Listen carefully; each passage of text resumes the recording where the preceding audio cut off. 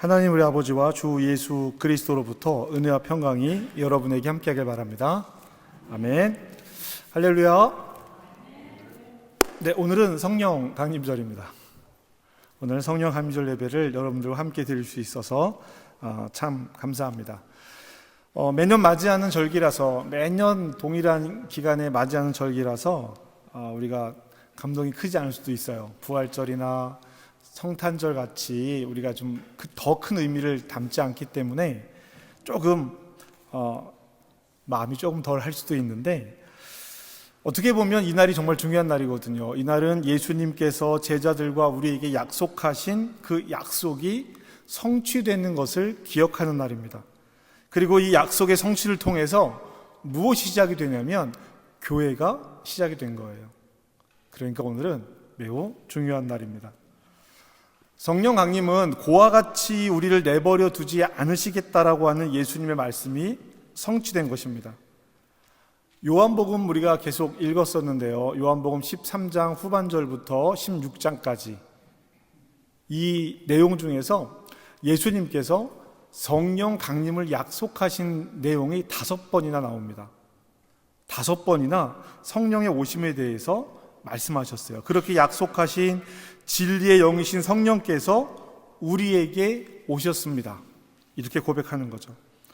아버지께서 내 이름으로 보내실 것이라고 말씀하셨던 성령님, 진리의 영으로 오셔서 모든 진리 가운데로 우리를 인도하실 성령님, 우리를 고와 같이 내버려 두지 않으실 성령님께서 하실 일, 예수님은 그 성령께서 하실 일을 무엇이라고 말씀하셨죠?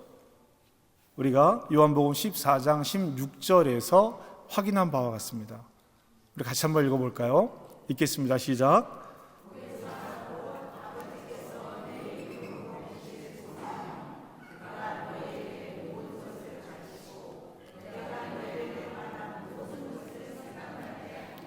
아멘. 예수님께서 약속하신 거예요. 너희가 너에게 모든 것을 가르치시고 내가 너희에게 말한 모든 것을 생각나게 하시겠다. 누가? 성령께서요. 이것이 성령의 역할이라고 예수님은 말씀하셨습니다. 그래서 우리는 이 말씀을 잘 기억해야 돼요. 이 말씀을 잘 기억해야 됩니다. 잊으면 안 됩니다. 이 말씀에서 성령님께서 하시는 모든 일이 시작되기 때문입니다. 그 출발의 의미를 잊으면 중간에 변화되는 내용들을 우리가 잘 확인해 볼 수 없어요. 오늘 우리가 읽은 사도행전 말씀은 성령 강림절의 전통적인 내용입니다. 오순절 마가다락방에 있었던 성령 강림의 사건을 아주 명확하게 설명하고 있어요. 분명하게 기록하고 있습니다.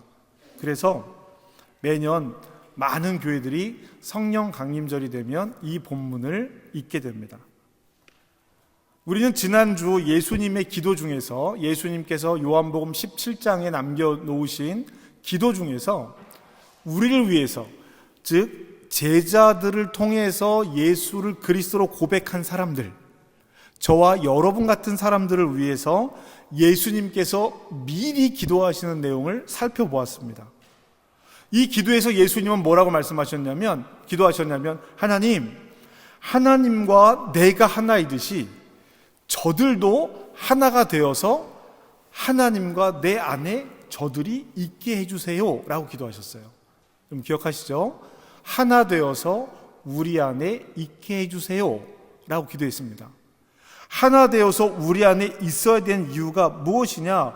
그것을 통해서 하나님께서 나를 통해서, 예수님이죠, 하나님께서 나를 통해서 그들을 사랑하시는 것을 보면서 세상이 그들을 알게 할 것입니다 라고 예수님께서 기도하셨어요. 이 일을 하시는 분이 누구시냐고? 성령님이시다 라고 가르쳐주고 있는 것이죠. 그 성령께서 오늘 우리에게 오신 것입니다. 예수님의 약속은 우리에게 어떤 방식으로 이루어졌을까? 자, 사도행전 2장 말씀을 보면서 우리가 함께 이야기를 하도록 하겠습니다. 오순절에 이르러 그들이 다 같이 한 곳에 있을 때 어떤 방식으로, 눈에 보이는 모습이에요. 소리로 들리는 모습은 2절에 있는데 눈으로 보이는 방식은 3절에 있습니다. 어떻게 성령께서 임하셨냐면, 자, 같이 한번 읽어볼까요? 시작. 마치 불의 혀처럼 갈라지는 것들이 그들에게 보여 각 사람 위에 하나씩 임하여 있더니. 아멘. 여러분, 불이 갈라져 보이려면 어떻게 타야 돼요? 활활 타야 돼요. 활활. 너울 이렇게 타야 됩니다. 이렇게 타야 불의 혀처럼 갈라지는 것이라고 볼 수 있어요. 그렇게 강력한 모습으로 어떻게 성령을 임했느냐라고 표현을 하고 있냐면, 각 사람에게 하나씩. 그러니까 우리가 여기 좀 이렇게 앉아 있잖아요. 성령이 임하시는 게 한 불덩어리가 확 떨어지는 모습이 아니라 그 갈라진 혀처럼 보이는 그 불길들이 한 사람씩 이렇게 떨어진다는 얘기예요. 한 사람씩. 왜 이렇게 묘사하고 있을까요? 이것도 우리가 한번 생각해 봐야 합니다. 아주 강렬해 보이죠? 여러분, 불길 활활 타오르는 불길 보신 적 있으세요? 얼마큼 강렬한 불길을 보신 적 있으세요? 여러분, 불길이 강렬하게 타오르면요, 산불 같은 경우가 그렇습니다. 어렸을 때 산불을 많이 봤거든요. 산불이 일어나면 밑에는요, 불이 없어 보여요. 불이 위에만 떠 있는 것처럼 보입니다. 휙휙 날아다녀요. 강력한 불길 때 그렇습니다. 얼마나 뜨겁고 놀라워 보이냐라는 거예요. 성령의 임재가 이렇게 강렬하게 묘사가 되다 보니까 성령의 임재를 경험한 사람들이 무언가 강렬한 모습을 보여야 할 것처럼 느낄 때가 있다는 거예요. 우리가 기도 중에 성령을 체험한다거나 찬양 중에 성령의 임재를 경험했을 때 그런 모습을 보이더라는 거예요. 방언으로 기도하기도 하고 몸이 견딜 수 없는 막 떨림을 경험하는 사람들도 있습니다. 많은 사람들이 성령의 임재를 경험했다고 얘기할 때 보여주는 모습이에요. 강렬한 불처럼 한 사람씩 임했다고 하니 그렇게 보일 수 있죠. 그런데 여러분, 성령의 임재가 있었던 그 순간, 첫 임재 후에 제자들의 모습은 어떻게 기록되어져 있느냐? 그것이 오늘 저와 여러분들이 읽은 말씀 안에 있는 겁니다. 어떤 모습이었을까? 굉장히 차분해 보인다라는 거예요. 저는 그렇게 보입니다. 굉장히 차분해 보여요. 이번 성령 강림절 설교를 준비하면서 이 본문을 여러 차례 읽는데 저는 이 부분에 주목했습니다. 예수님께서 성령의 임재를 약속하시면서 하신 말씀과 성령의 임재 후에 나타난 제자들의 모습을 보면 성령께서 오신 이유와 목적을 분명히 알 수 있지 않을까요? 예수님께서 약속하신 것, 그리고 제자들에게 이루어진 첫 모습, 이것을 보면 요한복음 14장 16절에서 말씀하셨던 예수님의 그 목적이 무엇인지를 분명히 알 수 있겠다라는 것입니다. 오늘 우리는 이 부분에 좀 집중해 보려고 해요.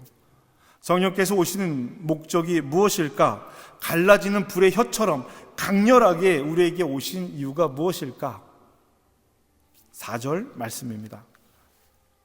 자, 4절을 함께 읽겠습니다. 시작. 그들이 다 성령의 충만함을 받고 성령이 말하게 하심을 따라 다른 언어들로 말하기를 시작하니라. 아멘.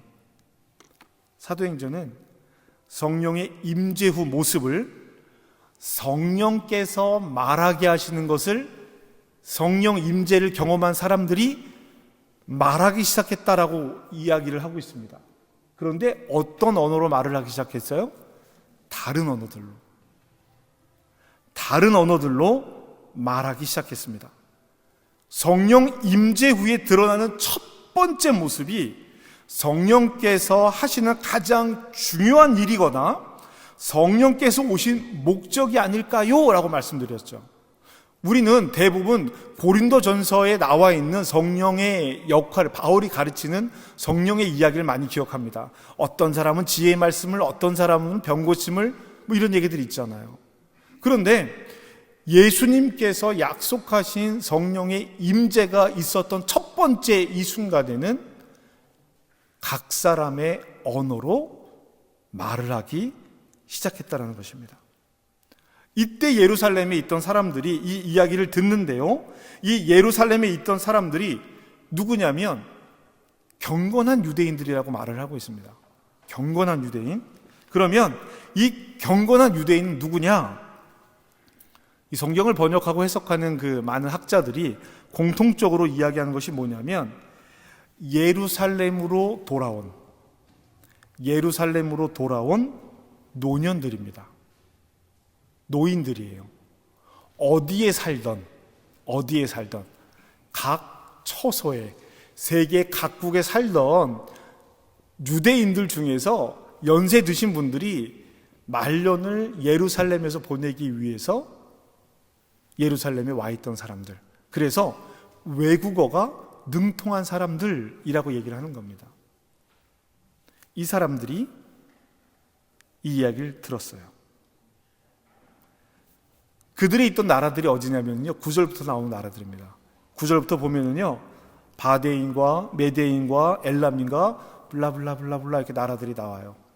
여러분, 이 나라들이 어디냐면 사도 바울이 1차, 2차, 3차로 전도 여행을 했던 대부분의 나라들입니다. 그리고 이 당시 세계관에서는요, 전 세계예요. 전 세계. 지구가 둥글다고 모르는 사람들이거든요. 자기들의 땅끝이 이 지명에 나와 있는 나라들입니다. 여기에서 예루살렘으로 온 사람들이 그 사람들의 이야기를 듣고 놀라는 이유가 뭐냐면 7절입니다. 같이 읽겠습니다. 시작. 다 놀라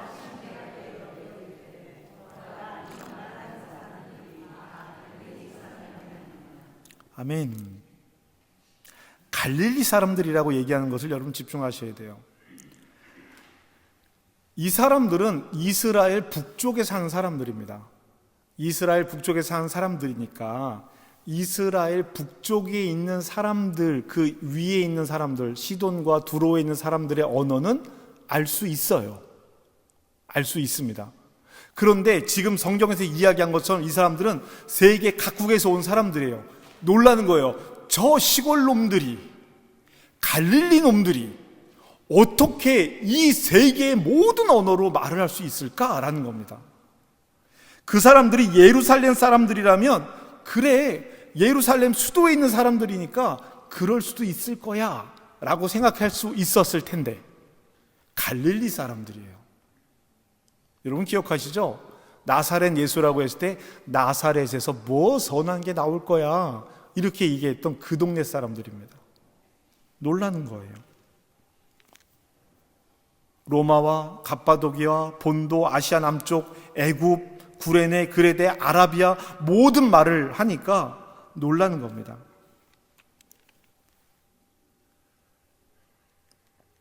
여기 성경을 기록하지 않았군요.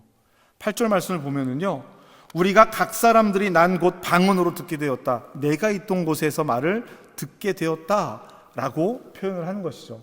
그러면서 뭐라고 얘기해요? 놀랐어요. 당황했어요. 어떻게 저들이 저럴 수 있지? 놀라고 당황했습니다.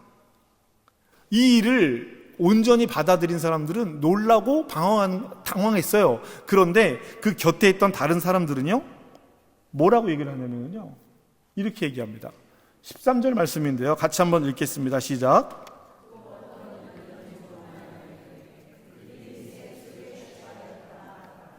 아멘. 여러분, 여기서 우리가 좀 주의 깊게 봐야 될 말이요, 세술이라는 표현이에요. 세술. 그러니까 그 전에 술을 먹고 술주정하고 취해서 떠드는 사람들의 모습과는 전혀 다른 모습이었어요. 전혀 다른 모습이었어요. 그런데 이해할 수 없어요. 받아들일 수 없어요. 그러니까 뭐라고 얘기해요? 술에 취했는데 새로운 종류의 술인가 봐. 말도 안 되는 어거지를 쓰는 거예요. 안 받아들이는 겁니다. 앞서서 갈릴리 사람들이 이런 말을 한다고 놀라며 들었던 이야기와 새술에 취했어, 그래서 헛소리로 하는 거야, 헛소리를 말하는 거야, 이 말이 무슨 말인가, 어떤 내용들의 이야기인가, 그것을 11절 중반부에 보면, 후반부에 보면 뭐라고 얘기하고 있습니까? 하나님의 큰 일을 말함을 우리가 들었다라고 되어져 있어요. 그러니까 갈릴리 사람들이 각 나라의 말로 하나님의 큰 일을 말하는 것을 사람들이 보았습니다. 어떤 사람들은 우와, 놀랍다, 저들이, 갈릴리 사람들이 어떻게 우리나라 말로 저 이야기를 하고 있지라고 얘기했고, 어떤 사람들은 술 취했어, 그런데 새술이야 라고 말한 거예요. 그러면 여기에서 말하고 있는 하나님의 큰 일이 무엇이냐? 그것이 14절 이후에 나오는 베드로의 오순절 설교입니다. 각 사람들이 각 나라 언어로 들은 이야기가 14절부터 기록되어져 있는 베드로의 설교라는 거예요. 그러니까 하나님은 예수님을 대신해서 성령을 보내시면서 처음부터 온 세계 각 나라 말로 복음을 전할 것을 계획하셨고, 교회를 세우실 것을 계획하셨다라는 겁니다. 그러니까 성령의 임재가 단순히 이스라엘 땅에 똑 떨어져서 이스라엘 사람들이 다른 나라 말을 배우고 다른 언어를 배워서 이제 우리가 이 말을 배웠으니까 복음을 전하러 가야지 하고 옆 나라로 간 것이 아니라는 거예요. 처음부터 내가 배운 언어로 복음을 전해야지가 아니라, 하나님은 예수님을 통해서, 예수님은 성령님을 통해서 그 제자들이 각 나라와 백성들의 말로 복음을 선포하게 하신 것입니다. 성령을 통해 예수 그리스도의 복음은 처음부터 각 나라 말로 선포되었다라는 거예요.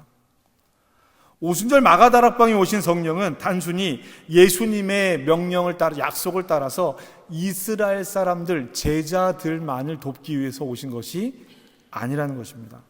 처음부터 각 나라와 각 민족, 저와 여러분에게 예수 그리스도의 복음이 전해진 것은 우연한 사건이 아니라 하나님께서 계획하셨던 일들이 저와 여러분에게 이루어졌다라는 것입니다. 우연의 일이 아니라는 거예요. 사랑하는 여러분, 오순절 마가의 다락방에 오신 성령은 오늘 우리에게 왜 성령으로 오셨을까? 왜 영으로 오셨을까?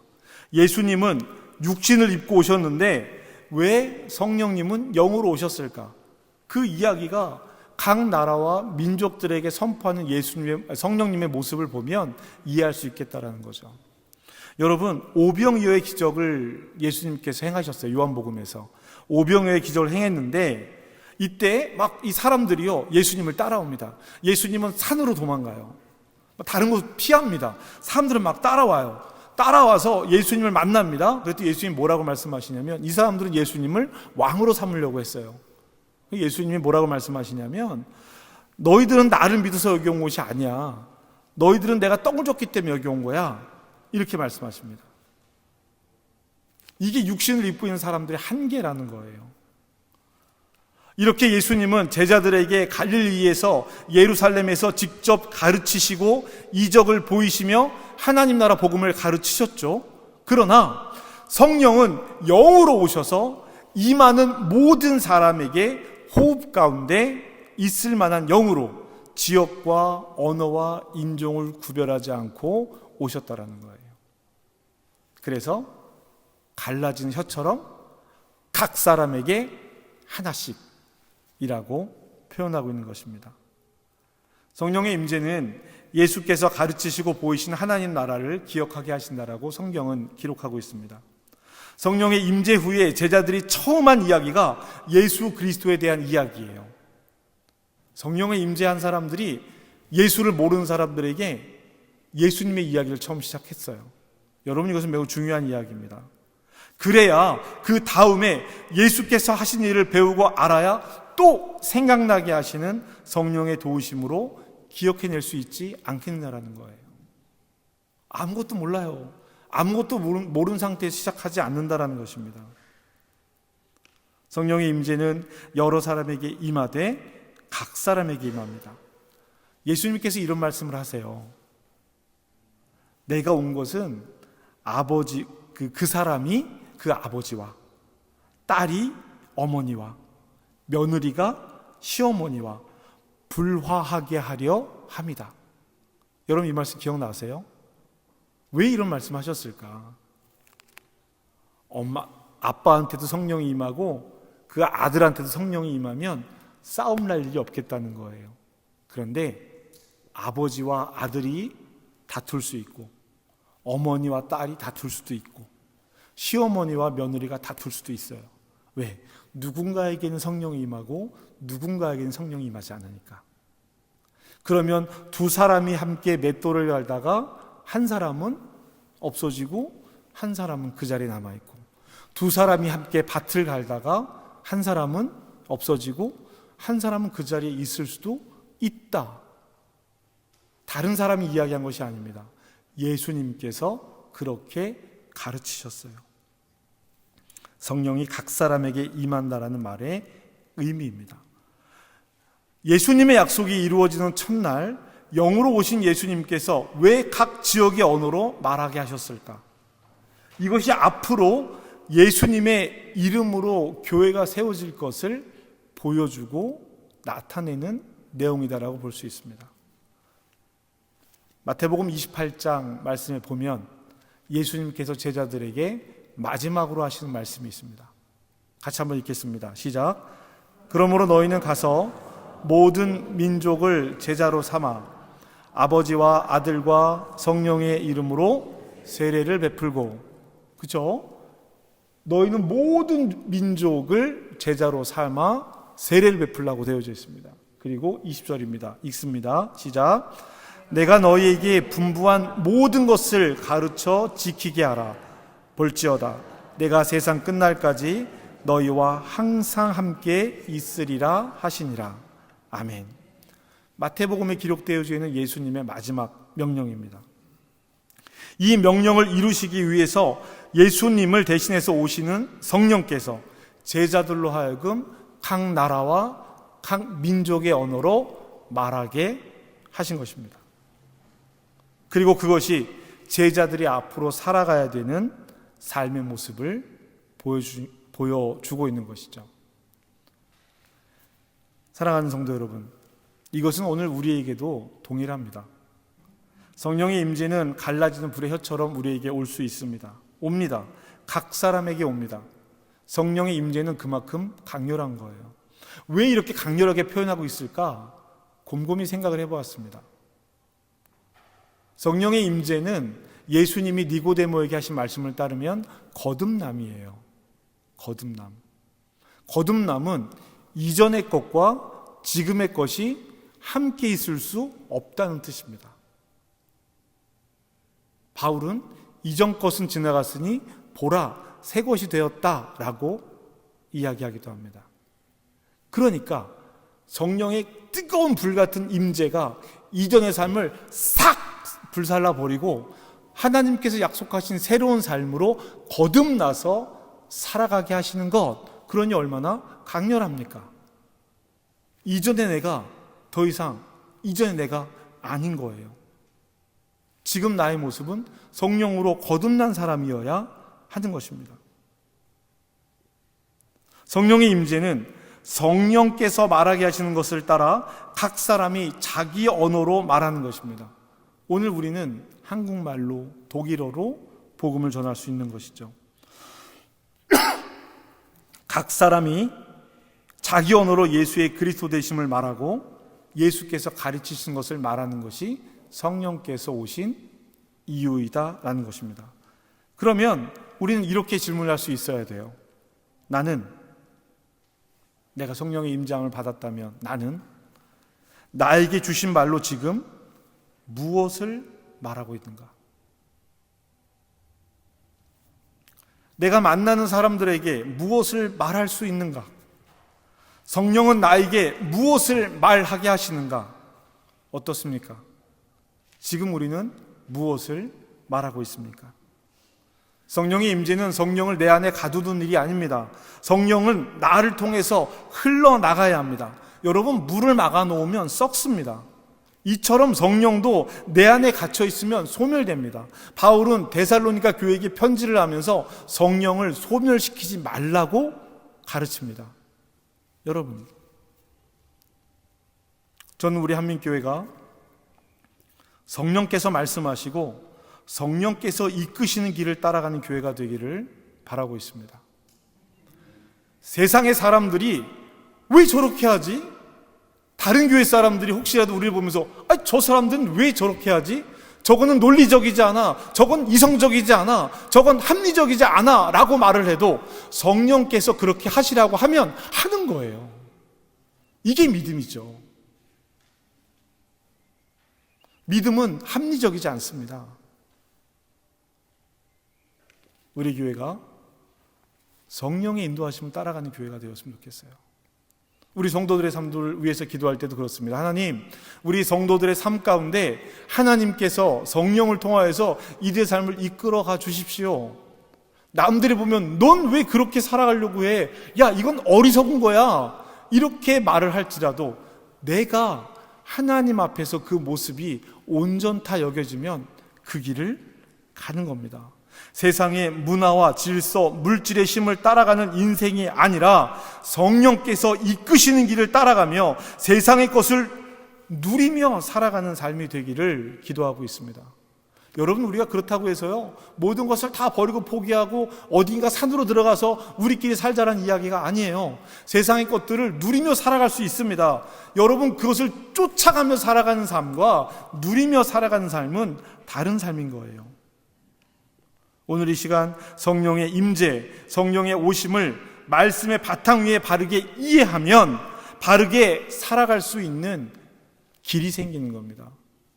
여러분, 하나님 말씀을요 바르게 이해하셔야 돼요. 성령이 가득한 인생은요 허무하지 않습니다.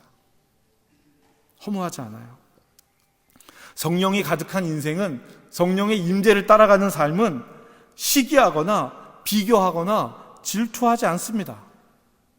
성령의 속성이 그렇지 않기 때문이에요. 비교할 수 있어요. 남들이 가진 것을 바라볼 수 있습니다. 그것도 없다라는 게 아니에요. 바라볼 수 있죠. 그렇구나, 나는 이런데 할 수 있어요. 그러나 그것에서 비교하는 마음이 생기고, 나는 이런데 저 사람은 저러네, 비교하는 마음이 생기고 비교를 넘어서 시기하고 질투하게 되면 그 안에는 성령의 임재함으로 이끌어가는 삶이 없겠다 싶은 겁니다. 왜냐고요? 그것은 성령의 속성이 아니기 때문입니다. 지금 내가 살아가는 이곳에서 성령의 임재를 경험하고 성령께서 나의 말을 통해 하실 말씀을 세상을 향해 열어가는 저와 여러분 되시기를 주님의 이름으로 축복합니다. 성령이 나에게 오시면 거듭납니다. 거듭나게 되는 것은요 마음을 돌리는 거예요.